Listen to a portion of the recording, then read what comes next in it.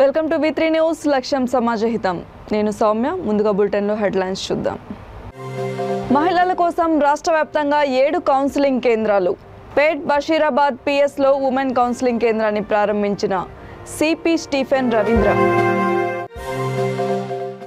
13 మంది ఆలయ నూతన ధర్మకర్తలతో ప్రమాణ స్వీకారం. కీసర భవానీ రామలింగేశ్వర స్వామిని దర్శించుకున్న మంత్రి మల్లారెడ్డి. మైలార్దేవ్పల్లిలో అక్రమ నిర్మాణాలపై కొరడా. పలు నిర్మాణాలని కూల్చివేసిన రెవెన్యూ అధికారులు. 2 ఏళ్లలో యూనివర్సిటీలో ఎన్నో సంస్కరణలను తీసుకొచ్చాం. విద్యార్థి జాక్ ఆధ్వర్యంలో తెలిపిన JNTU ప్రొఫెసర్ కట్టా నరసింహారెడ్డి.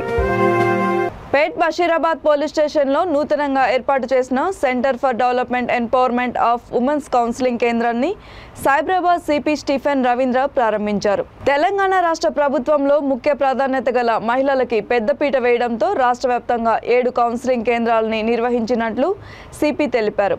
మహిళలకి ఫినాన్షియల్గా ఇతర సమస్యలు వస్తే కౌన్సిలింగ్ ఇస్తారని తెలిపారు. సెషన్స్ వారీగా పిలిపించి భార్యాభర్తలకి కౌన్సిలింగ్ చేసి వారి జీవితంలో వెలుగునిచ్చే విధంగా తమ కౌన్సిలర్లు పనిచేస్తున్నారని స్టీఫెన్ రవీంద్ర తెలిపారు.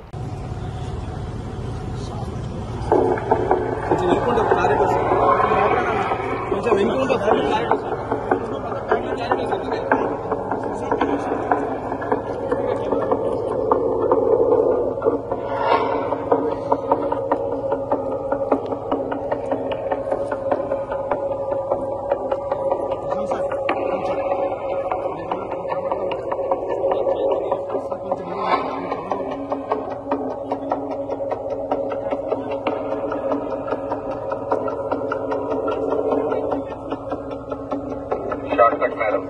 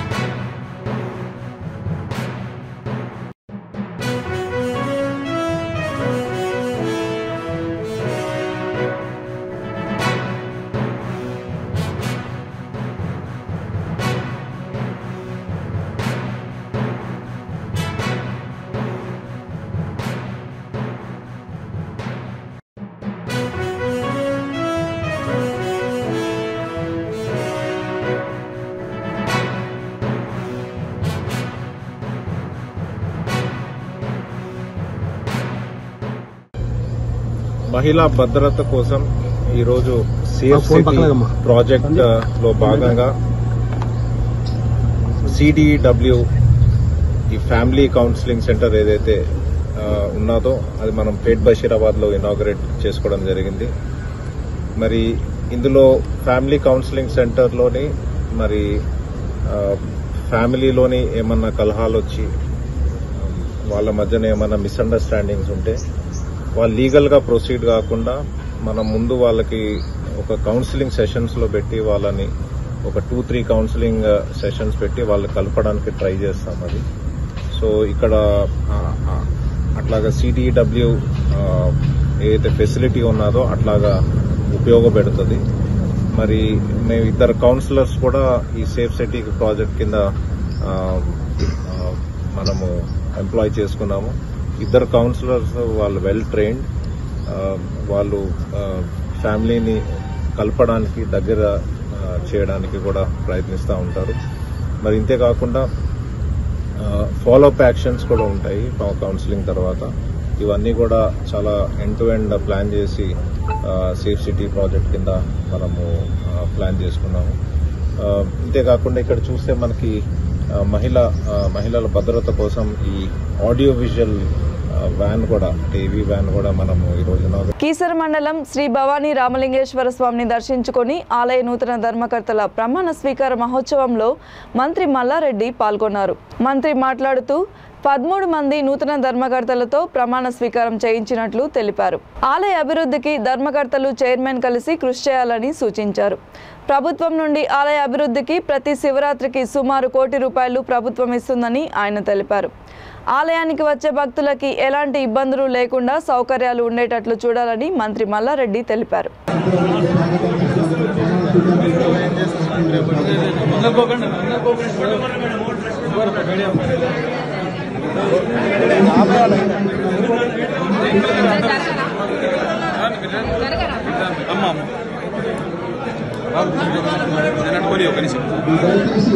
వెనక వస్తే అలా ఫ్రీ ఉంటుంది అందరు రైట్.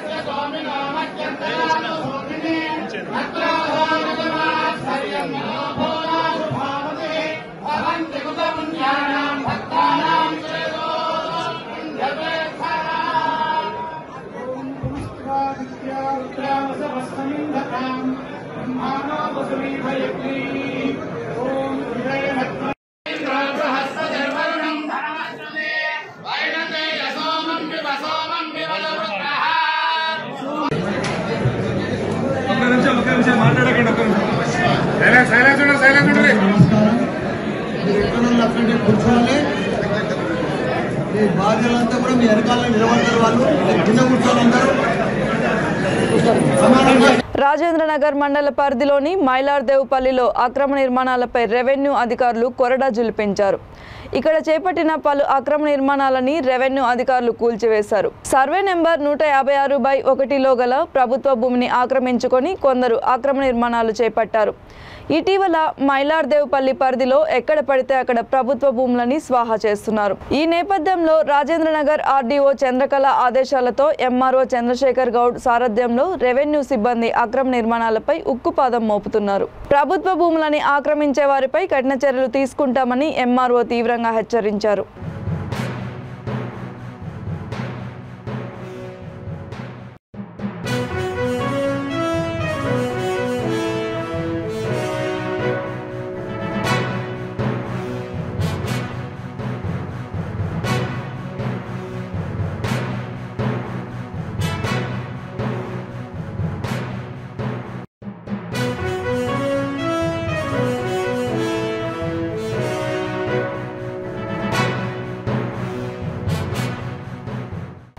యూనివర్సిటీ వైస్ ఛాన్సలర్గా పదవి బాధ్యతలు స్వీకరించిన 2 ఏళ్లలోనే యూనివర్సిటీలో ఎన్నో సంస్కరణలను తీసుకొచ్చామని ప్రొఫెసర్ కట్టా నరసింహారెడ్డి తెలిపారు. విద్యా విధానంలో మార్పులు తీసుకొని వచ్చి విద్యార్థులకి నాణ్యమైన విద్యని అందిస్తున్నామన్నారు. యూనివర్సిటీ అనుబంధ విద్యా సంస్థల్లో ఫేక్ PhD తీసుకొని ప్రొఫెసర్గా జాయిన్ అవుతున్నారని, తమ దృష్టికి రాగానే వారిపై చర్యలు తీసుకున్నామని అన్నారు. కెరియర్ అడ్వాంటేజెస్ స్కేల్ ద్వారా 83 మంది ఫ్యాకల్టీలని ప్రమోషన్ ఇచ్చినట్లు తెలిపారు. ప్రస్తుతం యూనివర్సిటీ పరిధిలో 25 మంది సీనియర్ ప్రొఫెసర్లు ఉన్నట్లు ఆయన తెలిపారు. JNTU విద్యార్థి జాక్ ఆధ్వర్యంలో నిర్వహించిన అంతర్ జిల్లా క్రికెట్ టోర్నమెంట్లో విజేతలుగా నిలిచిన విద్యార్థులకి ట్రోఫీతో పాటు ₹25,000 నగదు బహుమతిగా అందజేశారు.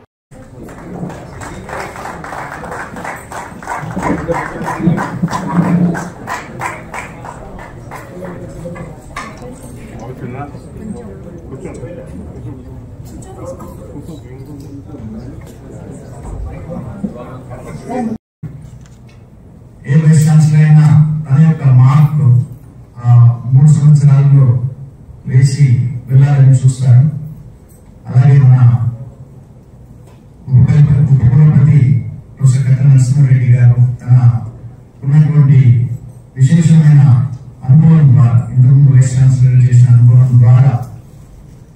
చేసిన తర్వాత తులనాత్మక, గుణాత్మక, పరిశోధనాత్మక విధానాల ద్వారా మన విశ్వవిద్యాలయాన్ని ఎలా ముందుకు తీసుకెళ్ళాలి, ఎలాంటి అభివృద్ధి కార్యక్రమాలు చేపట్టాలి అనే ఉద్దేశంతో చార్జ్ తీసుకున్న డే 1 నుంచి ఈ గడిచిన 2 సంవత్సరాలలో విశేషమైన అభివృద్ధిని మన జాతీయ విద్యా విధానానికి అనుసరించి కానీ లేదా ప్రపంచంలో జరుగుతున్నటువంటి విప్లవాత్మక మార్పులను అనుసరించి కొత్త కొత్త ఆవిష్కరణలను విద్యా విధానానికి జోడించి మనకు ఈ యూనివర్సిటీని ఒక అభివృద్ధి పథంలో తీసుకెళ్లడం జరిగింది.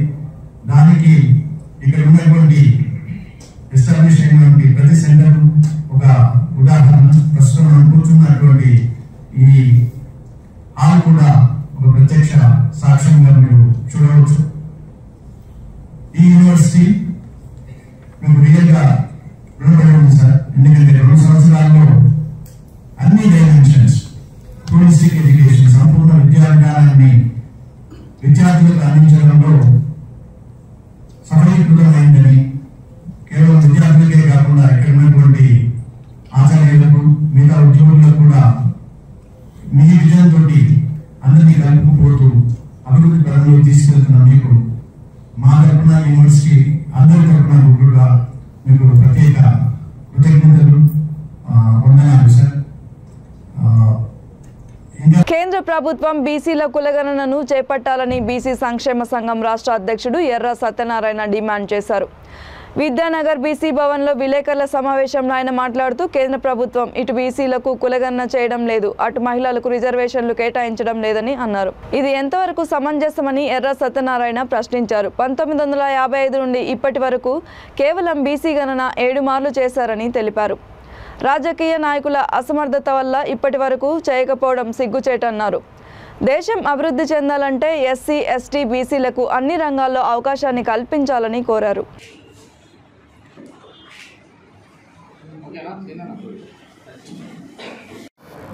వీళ్ళు ఇచ్చిన హామీ ప్రకారం కూడా ఈ ఆఖరి సంవత్సరంలో అయినా కానీ బీసీ జనగణన చేయాలని చెప్పి మేము డిమాండ్ చేస్తున్నాము. ఇదే ఫైనల్ వార్నింగ్ ఈ ప్రభుత్వానికి అని చెప్పి కూడా హెచ్చరిస్తున్నాము. ఎందుకంటే 1955లో కాకా కలేకర్ కమిషను ఏదైతే బీసీల అంశను రాజ్యాంగం లోపల అమలు లోపల విస్మరించిందో దాని ప్రకారం ప్రత్యేక జనగణన చేసి బీసీలకు రిజర్వేషన్స్ జనాభా దామాషా ప్రకారము ఇవ్వాలని చెప్పేసి డిక్లేర్ చేసి తర్వాత కూడా ఇప్పటికి దాదాపు 7 జనగణనలు అయినాయి.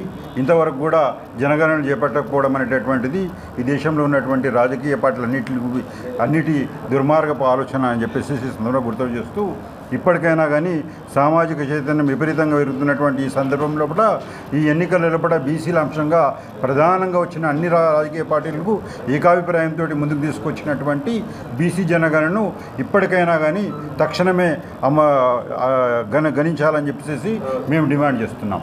2021లో జరగాల్సినటువంటి సెన్సస్ ఈ రోజు వరకు కూడా చేపట్టకపోవడంలో కూడా బీసీ జనగణన అనేటటువంటిది ప్రధాన అంశంగా వచ్చింది. కాబట్టి దురుద్దేశపూర్తికంగా సెన్సస్ను కూడా వాళ్ళు మహిళలకు రిజర్వేషన్ చేయడంలో భాగంగా ఈరోజు ఇతర రాష్ట్రాలు కూడా పర్యటించి బీసీ మహిళా కమిటీలు ఏర్పాటు చేసి పెద్ద ఎత్తున మహిళలను సమీకరించి ఢిల్లీలో వచ్చే జూలై నెలలో పార్లమెంట్ వద్ద భారీ ప్రదర్శన, ధర్నా, ముట్టడి చేయడం జరుగుతుంది. అందులో భాగంగా జాతీయ బీసీ మహిళా సంఘం అధ్యక్షురాలుగా ఈరోజు డాక్టర్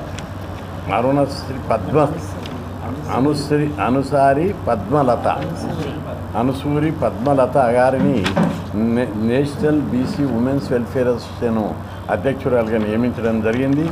ఈమె మంచి సమర్థురాలు, డాక్టర్.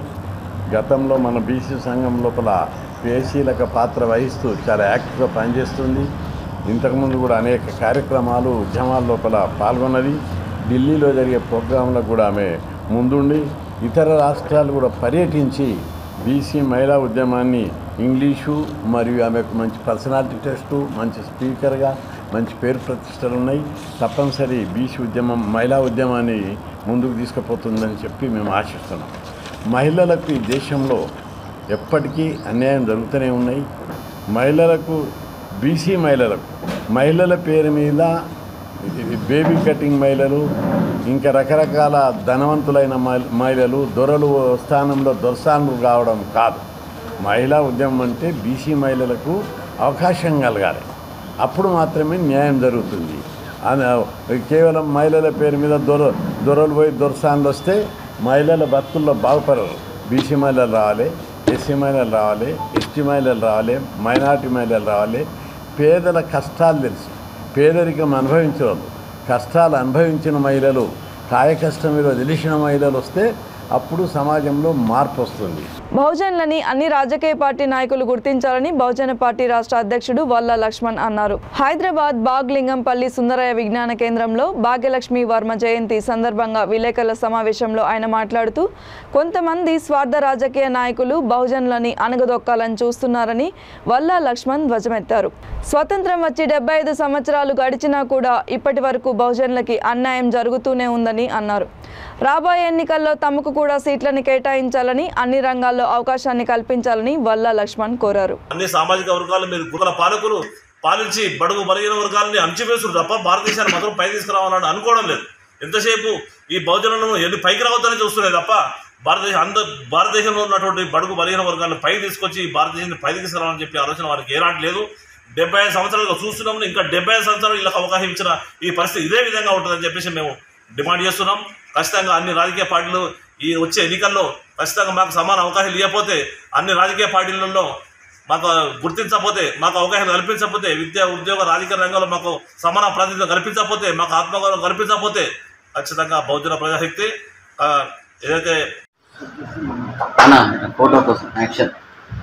సాధిస్తాం, భాగ్యరెడ్డి వర్మ ఆశయాలను సాధిస్తాం, మహనీయుల ఆశయాలను సాధిస్తాం, మహనీయుల ఆశయాలను వర్ధిల్లాలే ఎస్సీ ఎస్టీ బీసీ మైనారిటీ వర్గాల ఐక్యత, వర్ధిల్లాలే ఎస్సీ ఎస్టీ బీసీ మైనారిటీ వర్గాల ఐక్యత. కోవిడ్-19లో ప్రాణాలకు తెగించి వ్యాధిగ్రస్తులను కాపాడితే నేడు తమని విధుల నుంచి తొలగించడం ఎంతవరకు సమంజసమని అవుట్సోర్సింగ్ ఉద్యోగులు ప్రభుత్వాన్ని ప్రశ్నించారు. 2 నెలల నుండి తమని విధుల నుండి తొలగించి నానా ఇబ్బందులకి గురి చేస్తున్నారని అవుట్సోర్సింగ్ ఉద్యోగులు వాపోయారు. మంత్రి హరీష్ రావుతో విన్నవించిన తర్వాత విధుల్లోకి తీసుకోవాలని చెప్పినా కూడా చేర్చుకోవడం లేదని ధ్వజమెత్తారు. ఇంటి కిరాయిలు కట్టలేకుండా పోతున్నామని ఆవేదన వ్యక్తం చేశారు. కేసీఆర్ ప్రభుత్వం వెంటనే చొరవ తీసుకొని వెంటనే మమ్మల్ని విధుల్లోకి తీసుకోవాలని అవుట్సోర్సింగ్ ఉద్యోగస్తులు కోరారు.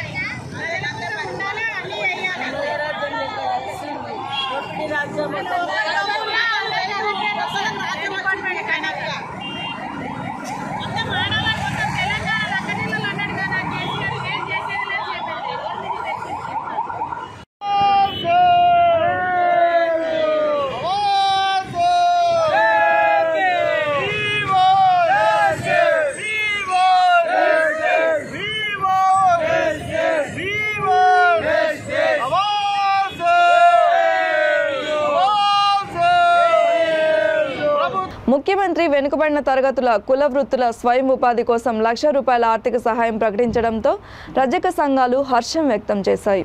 ఇమ్లీబాన్ ధోబీఘాట్ ఎంజీబీఎస్ సంఘం ఆధ్వర్యంలో కేసీఆర్ చిత్రపటానికి గోషామహల్ నియోజకవర్గ బీఆర్ఎస్ ఇన్ఛార్జ్ నందకిషోర్ వ్యాస్ బిలాల్ రజకులతో కలిసి క్షీరాభిషేకం నిర్వహించారు. ఈ సందర్భంగా రజక సంఘం నాయకులు మాట్లాడుతూ ఎన్నో సంవత్సరాలుగా ఈ కుల వృత్తిపై ఆధారపడిన తమను గత ప్రభుత్వాలు ఆదుకోలేదని అన్నారు. తమను అన్ని విధాలా ఆదుకుంటున్న ముఖ్యమంత్రి వెంటనే తమ సంఘం అండగా ఉంటుందని వారు స్పష్టం చేశారు.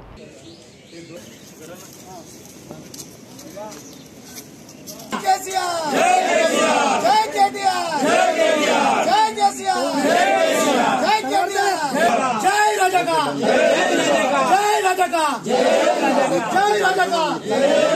జై రజక, జై కేసీఆర్, జై కేటీఆర్, జై రజక, జై జై రజక, జై రజక, జై రజక, కేసీఆర్ గారి నాయకత్వం, కేసీఆర్ గారి నాయకత్వం, జై రజక, జై కేసీఆర్, జై కేటీఆర్.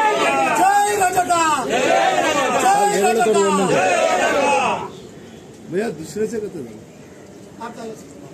भाई आप नीली वाहिनी को इन्होंने जय राजा का जय राजा का जय राजा का जय राजा का जय राजा का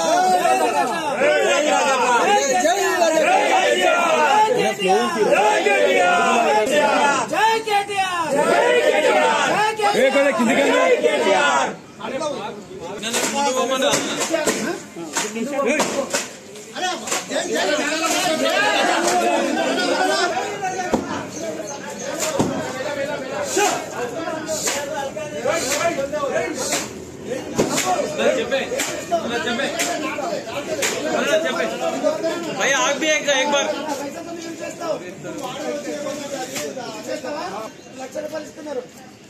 చెప్పు జై కేసీఆర్ జై కేటీఆర్ జై కేసీఆర్ भैया మీరు కేసీఆర్ గారు లక్ష రూపాయలు ఇస్తున్నారు తెలుసా లక్ష రూపాయలు ఇస్తే ఓటు వేస్తాం ఓటు కోసం లేదు మీకు పని చేయడానికి ఇస్తున్నారు చెప్పు జై కేసీఆర్ జై కేసీఆర్ జై కేటీఆర్ జై కేటీఆర్ జిందాబాద్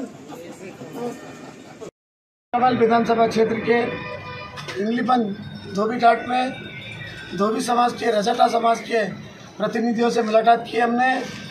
समाज के प्रेसिडेंट सेक्रेटरी जो भी टीम है इनको समाज से सबसे मिलकर गवर्नमेंट द्वारा जो 1 लाख रुपए की मदद इन काम करने वालों को मुख्यमंत्री साहब देने जा रहे हैं उसके विषय में इनको जानकारी दिए।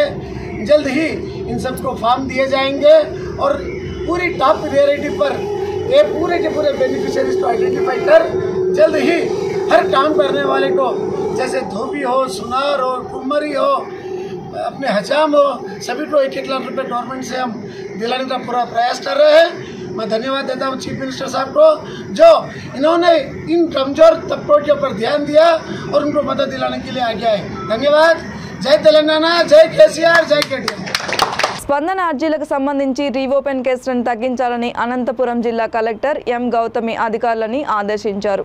సోమవారం నిర్వహించిన స్పందన గ్రీవెన్స్ కార్యక్రమం అనంతరం అన్ని శాఖల అధికారులతో జిల్లా కలెక్టర్ సమావేశం నిర్వహించారు. స్పందన గ్రీవెన్స్ కార్యక్రమంలో 393 అర్జీలని ప్రజల నుంచి కలెక్టర్ స్వీకరించారు.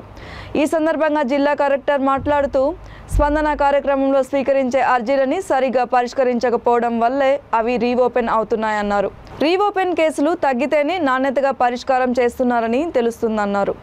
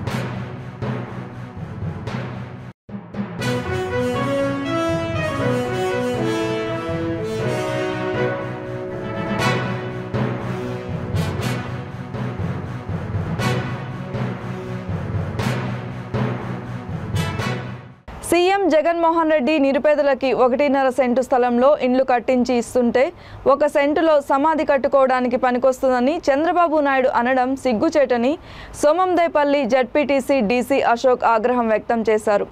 డీసీ అశోక్ జిల్లా సేవాదల్ అధ్యక్షులు వేణు భావోద్వేగం వ్యక్తం చేశారు. ఈ సందర్భంగా వారు మాట్లాడుతూ సీఎం జగన్మోహన్ రెడ్డి ఎంతో ప్రతిష్టాత్మకంగా పేదలకి ఇంటి స్థలాలు ఇండ్లు కట్టిస్తుంటే మాజీ ముఖ్యమంత్రి చంద్రబాబు సెంటు స్థలం ఇచ్చారని ఆ స్థలంలో సమాధులు కట్టుకోవడానికి పనికి వస్తుందని అనడం ఆయన విజ్ఞతకే వదిలేశామన్నారు. 40 సంవత్సరాల ఇండస్ట్రీ అని చెప్పుకునే పెద్ద మనిషికి ఇది తగునా అని సత్యసాయి జిల్లా పెనుగొండ నియోజకవర్గం సోమందేపల్లి మండల జడ్పీటీసీ డీసీ అశోక్, సత్యసాయి జిల్లా సేవాదల్ అధ్యక్షులు వైసీపీ వేణుగోపాల్ భావోద్వేగాన్ని వ్యక్తం చేశారు.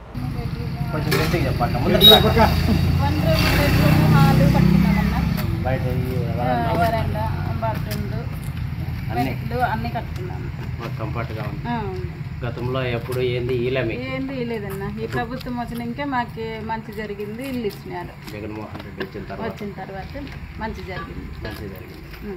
గత టీడీపీ గవర్నమెంట్లో ఏమన్నా ఏం లేదన్నా, రాలేదేంది. ఎన్నిసార్లు పెట్టుకున్నా మాకు అసలు స్థలం రాలేదు. 1.5 సెంటు స్థలం ఎంత మాత్రం ఉపయోగపడుతుంది అక్కడికి?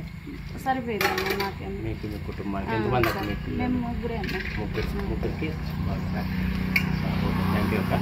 నాయుడు 1.5 సెంటు ఫ్యామిలీకి సరిపోదు, గోరికి సరిపోయేంత ప్లేస్ ఇచ్చినాడక్క అని అంటా అన్నాడు. సమాధికి సరిపోయేంత ప్లేస్ ఇచ్చినామంటా అన్నాడు. మీకు బాబు అన్న ఏమాత్రమో మీకు ఆ విషయం పైన స్పందిస్తారు? ఏ విధంగా స్పందించాలి చెప్పు, ఆయన మాట్లాడే మాటలు ఏంటని చెప్పి వాళ్ళని స్పందించాలి మనము. మాకు అప్పుడు ఎన్నిసార్లు పెట్టుకున్నా రాలేదన్న. తెలుగుదేశం ప్రభుత్వంలో ఈ వైఎస్ఆర్ జగన్మోహన్ రెడ్డి వచ్చినాక మాకు వచ్చింది. అదే 1.5 సెంటు కోరికి కూడా సరిపోదనే, సమాధికి సరిపోదనే వ్యాఖ్యలు చేస్తాను కదన్న. 2 సెంట్లు కావాలంటే ఎట్లా వస్తుందన్న? 1,000 మందికి ఇచ్చినాడు. అదే మాకు సంతోషం. పార్టీ విభేదాలు లేకుండా, ఆ పార్టీ పట్ల అనేది లేకుండా.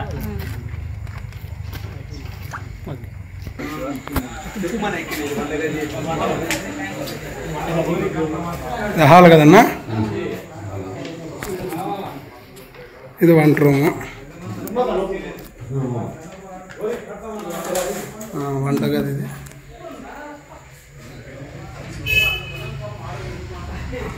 ఇది బెడ్రూమ్,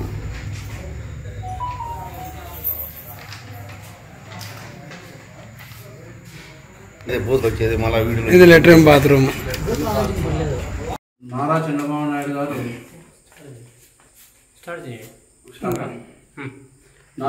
నాయుడు గారు సెంటు భూమిలో సమాధులుగున కట్టుకోలేని ఇదిగా భూములు ఇచ్చినారని చెప్పేసి వ్యాఖ్యానించినారు. ఆ విషయంలో మేము తీవ్రంగా ఖండిస్తున్నాం. మీరు గత 14 ఏళ్ళుగా ముఖ్యమంత్రిగా ఉండి మీరు ఏ విధంగా ప్రజలకి ఏ విధంగా ఎన్ని ఇళ్ళు ఇచ్చినారో, ఏ విధంగా ఇళ్ళు ఇచ్చినారో కూడా ప్రజలందరికీ తెలుసు. మీరు ఎగ్జాంపుల్ సోమందేపల్లి మండలంలో 2010లో డాక్టర్ వైఎస్ఆర్ రాజశేఖర రెడ్డి గారి గవర్నమెంట్లో ఇంద్రమ్మ కాలనీ ఇవ్వడం జరిగింది. దాని తర్వాత మళ్ళీ 2019 జగనన్న ఏదైతే పాదయాత్రలో మా అక్క చెల్లెమ్మలకి ఎటువంటి ఇబ్బంది లేకపోకుండా ఇల్లు ప్లేస్తో సహా ఇల్లు కూడా ఇస్తామని చెప్పి మాట చెప్పాడు. అదే మాట ప్రకారంగా ఈరోజు 1.5 సెంటులో ఇల్లు కూడా 1.5 సెంటు జాగాను అదేవిధంగా వాళ్ళు ఇల్లు కట్టించుకోవడం కూడా జరిగింది. ఈరోజు ఆ ఇల్లు చూస్తే ఎంత అద్భుతంగా ఉన్నాయంటే ఇదే ఒక నిదర్శనము. మీరు సరే టిట్కో ఇల్లు ఇచ్చారు, ఆ టిట్కో ఇల్లు అపార్ట్మెంట్ మాది కట్టి అది ఎన్ని సెంట్లలో ఉంటుంది? ఒక్కరు కూడా ఇంత మటుకు కూడా ఉండలేదు. టిట్కో ఇల్లు మా సోమందేపల్లి మండలంలో తరం కూడా కావు. ఎందుకంటే సోమందేపల్లి మండలంలో ఎక్కువ శాతము చేనేత కార్మికులు, మరిమగ్గాల కార్మికులు ఉన్నారు. వాళ్ళకి ఇలాంటి ఇల్లు అయితేనే సరిపోయేది. ఈ పొద్దు మా జగనన్న గవర్నమెంట్ వచ్చిన తర్వాత 1200 ఇల్లు ఇవ్వడము సోమందేపల్లి మండలంలో జరిగింది. అది సోమందేపల్లి టౌన్లో జరిగింది. అదేవిధంగా 2010లో ఏవైతే రాజశేఖర రెడ్డి గారు పట్టాలు ఇచ్చారో అవి కూడా 2014 నుంచి 2019 మధ్యలో టీడీపీ ముఖ్య నాయకులు అమ్ముకోవడం కూడా జరిగిందనమాట. ఆ పట్టాలు 10,000కి, 20,000కి, 25,000కి ఏ విధంగా. ఈరోజు పేదవాళ్ళకి రూపాయి అంటే రూపాయి కూడా ఖర్చు లేకపోకుండా ఏ ఒక్కరికి కమిషన్ లేకపోకుండా ఈ పొద్దు ఉచితంగా ఇల్లు వచ్చినాయి. వాళ్ళంతా ఈరోజు జగనన్నకి ఎల్లకాలం రుణపడి ఉంటారు అని ఈ సభాముఖంగా తెలియజేస్తూ, చంద్రబాబు నాయుడు గారు మీకు ఇచ్చే చేత కాదు, మళ్ళీ ఇచ్చిన వాళ్ళని అదే ప్రజా పోరులో ఆయన నిలబెట్టి ఉంటే ఆయన సత్తా తెలిసింది. 2019లో ఆయన ఓడిపోయినప్పుడు కూడా నువ్వు దాన్ని కూడా సమర్థించుకునే అంత రాజకీయం నువ్వు చేస్తున్నావంటే నీపై ఈ పాటికి అర్థమైపోతుంది. పేదల ప్రభుత్వం జగన్మోహన్ రెడ్డి ప్రభుత్వంది. రాబోయే రోజుల్లో 2024లో జగన్మోహన్ రెడ్డి గారు మళ్ళీ గెలుస్తారు. 175/175 తప్పకుండా జరిగి తీరుతుంది. మేమంతా ఆయన వెంట నడిచి మాతో పాటు ఏవైతే బడుగు బలహీన వర్గాలు ఉన్నారో వాళ్ళందరూ కలిసి ముందుకు వచ్చి జగన్మోహన్ రెడ్డిని మళ్ళీ అధికారంలోకి తెస్తారు. మీరంటున్న ఆ సెంటున్నర స్థలమే వాళ్ళకు ఇప్పుడు స్వర్గదాయకంగా ఉంది. నీకు కావాలనుకుంటే మీకు నచ్చిన వాళ్ళకి మీ చెంచాలకి ఆ 1.5 స్థలంలోనే సమాధులు కట్టుకోండి. మా పేద వర్గాలు తర్వాత మా రాష్ట్ర ప్రజలు ఈ 1.5 స్థలాల్లో ఇల్లు కట్టుకుంటారు. జై జగన్. బులెటిన్ ముగించే ముందు హెడ్లైన్స్ మరొకసారి. మహిళల కోసం రాష్ట్ర వ్యాప్తంగా 7 కౌన్సిలింగ్ కేంద్రాలు. పేట్ బషీరాబాద్ పిఎస్లో ఉమెన్ కౌన్సిలింగ్ కేంద్రాన్ని ప్రారంభించిన సిపి స్టీఫెన్ రవీంద్ర. 13 మంది ఆలయ నూతన ధర్మకర్తలతో ప్రమాణ స్వీకారం. కీసర భవానీ రామలింగేశ్వర స్వామిని దర్శించుకున్న మంత్రి మల్లారెడ్డి. మైలార్దేవ్పల్లిలో అక్రమ నిర్మాణాలపై కొరడా. పలు నిర్మాణాలని కూల్చివేసిన రెవెన్యూ అధికారులు. 2 ఏళ్లలో యూనివర్సిటీలో ఎన్నో సంస్కరణలను తీసుకొచ్చాం. విద్యార్థి జాక్ ఆధ్వర్యంలో తెలిపిన జేఎన్టీయూ ప్రొఫెసర్ కట్టా నరసింహారెడ్డి. మరిన్ని అప్డేట్స్ కోసం చూస్తూనే ఉండండి V3 న్యూస్. లక్ష్యం సమాజహితం.